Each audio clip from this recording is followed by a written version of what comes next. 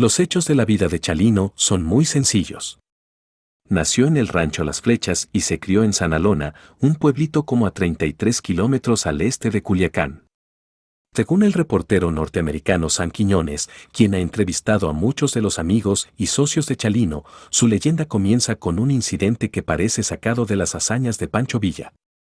Cuando era niño, un ampón violó a su hermana y a los 15 años, Chalino se encontró con el violador en una fiesta. Se le acercó y sin decirle ni una sola palabra, lo mató a balazos. Decidió huir del pueblo y se fue a vivir con una tía en Los Ángeles, donde tuvo varios empleos de los que les ofrecen a los ilegales, medio legítimos y a medio sueldo.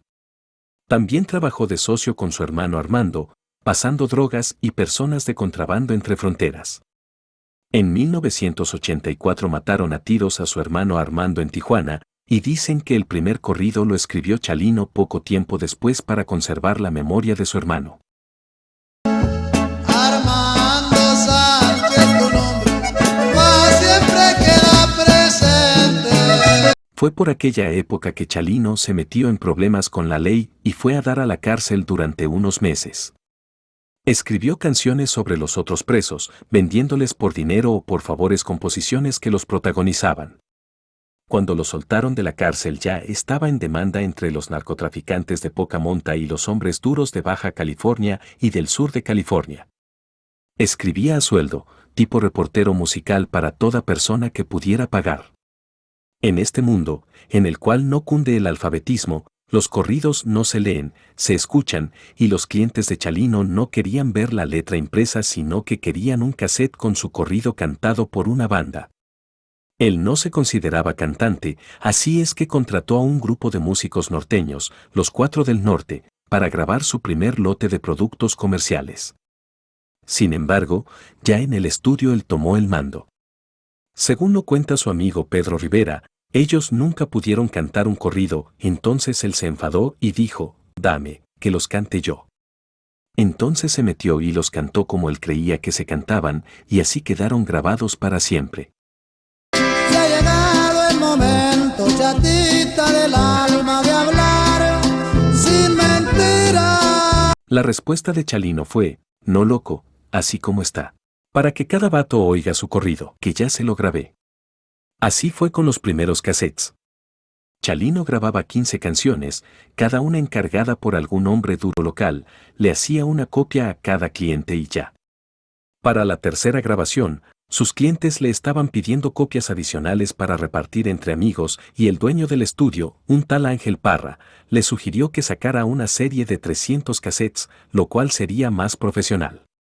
Se vendieron fácilmente y luego llegaron pedidos para más, y así Chalino se convirtió, poco a poco, en un cantante profesional. Fue un proceso paulatino. Entró por primera vez a un estudio en 1986 o 1987 y transcurrieron varios años antes de que llegaran las multitudes a verlo, pero ya la gente quedaba impresionada por su estilo único. Chalino no se parecía en nada a las otras estrellas de la música norteña, hasta se podría decir que su atractivo era de antiestrella. No lo consideraban como otro cantante sino como lo verdadero, un valiente recién salido de un rancho en Sinaloa.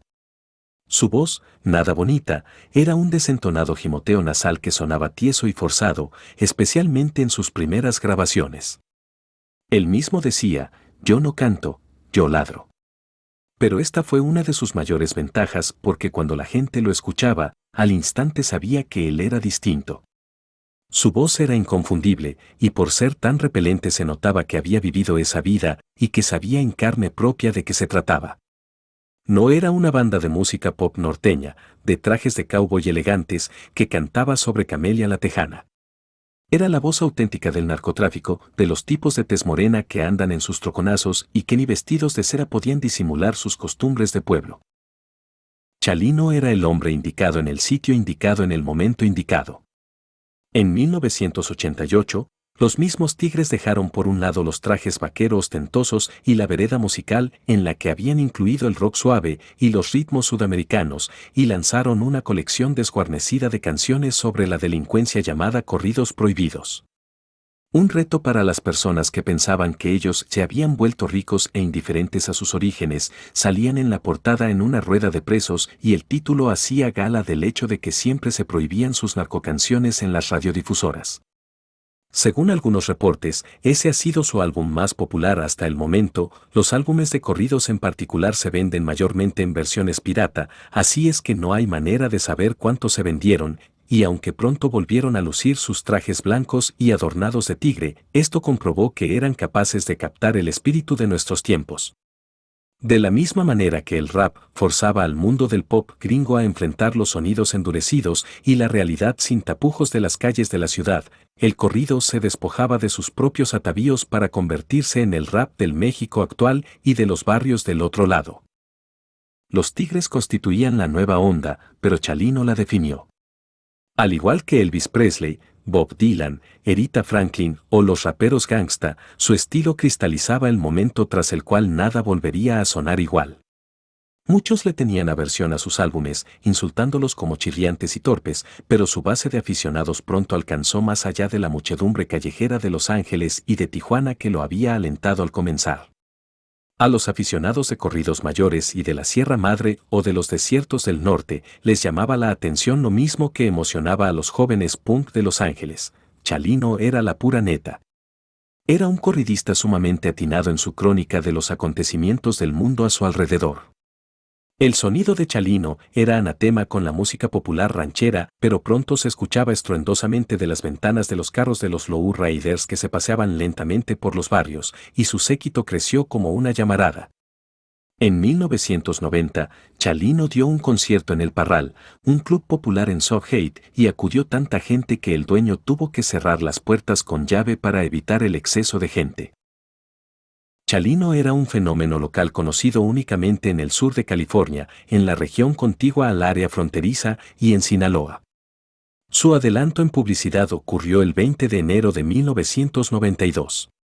Cantaba esa noche en un club en Coachella, California, justo afuera de Palm Springs, y un mecánico desempleado subió a la plataforma para pedirle una canción cuando de pronto se saca una pistola y le dispara a Chalino en un costado. Manteniendo su reputación intacta, Chalino sacó su propia pistola y le disparó. A final de cuentas, el supuesto asesino tenía una herida de bala de su propia pistola en la boca, Nacho Hernández tenía una herida de bala en el muslo, y por lo menos 5 personas más estaban heridas, incluyendo a un joven que se desangró y murió camino al hospital. En Sinaloa dicen que hubieron más muertos y heridos, pero que como la mayoría eran ilegales con vínculos en la delincuencia los sacaron del club y cruzaron la frontera sigilosamente antes de que llegara la policía. El tiroteo fue muy sonado en todos los periódicos, tanto los ingleses como los en español, y hasta lo comentaron en el programa de ABC, World News Tonight. Las ventas de Chalino se elevaron hasta los cielos y por fin comenzaron a tocarlo por la radio, aunque solamente tocaban una de sus canciones pop más anticuadas que no tenía nada que ver con el narco, Nieves de Enero.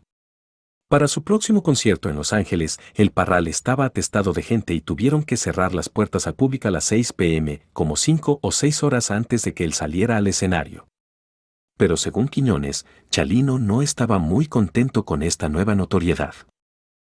Se sentía vulnerable, y en los meses siguientes repartió su colección de pistolas entre sus amigos y firmó un contrato con Musart, una de las compañías de discos y publicaciones más grandes de México, dándole a Musart los derechos a sus canciones y recibiendo a cambio dinero suficiente para comprarle a su esposa e hijos una casa.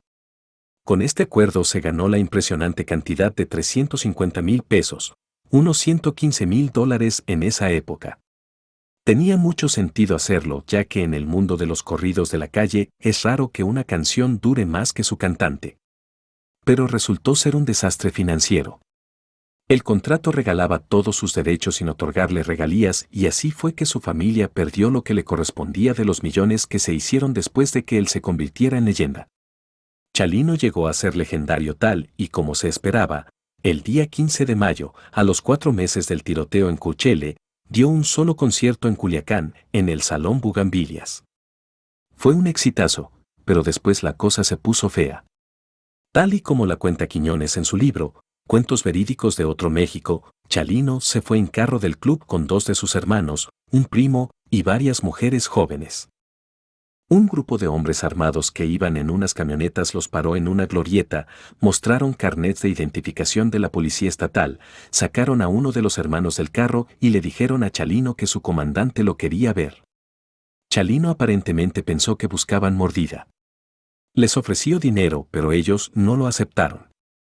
Luego consiguió que soltaran a su hermano, diciéndoles que lo acababa de conocer en el show. Hablaron un poquito más, Chalino aceptó irse con los hombres y se montó en uno de sus carros mientras los otros lo seguían. El 16 de mayo de 1992, dos campesinos encontraron el cadáver de Chalino Sánchez tirado en un canal cerca de la carretera norte que sale del pueblo. Tenía los ojos vendados y marcas de soga en las muñecas. Le habían metido 2 tiros en la nuca. La muerte de Chalino lo elevó de cantante a leyenda y los corridistas de la costa oeste apresuradamente publicaron montones de versos en homenaje a Chalino. La viuda de Chalino le contó a la investigadora suiza Elena Saimenet que ella sabía de 150 corridos dedicados a su esposo fallecido e indudablemente habían más que ella no conocía. Nieves de enero se volvió un hit por la radio, y Musart impulsó toda una nueva serie de álbumes de Chalino, usando sus grabaciones vocales para crear versiones nuevas de sus canciones, con banda y con mariachi, y falsificando dúos con el ídolo muerto, Cornelio Reina, y con la estrella de la música ranchera, Mercedes Castro. Pocos años después, el mundo de los corridos desde Culiacán hasta Los Ángeles estaba inundado de imitadores que cantaban con el mismo estilo de tenor country desguarnecido y salían en las portadas de sus álbumes con rifles y pistolas.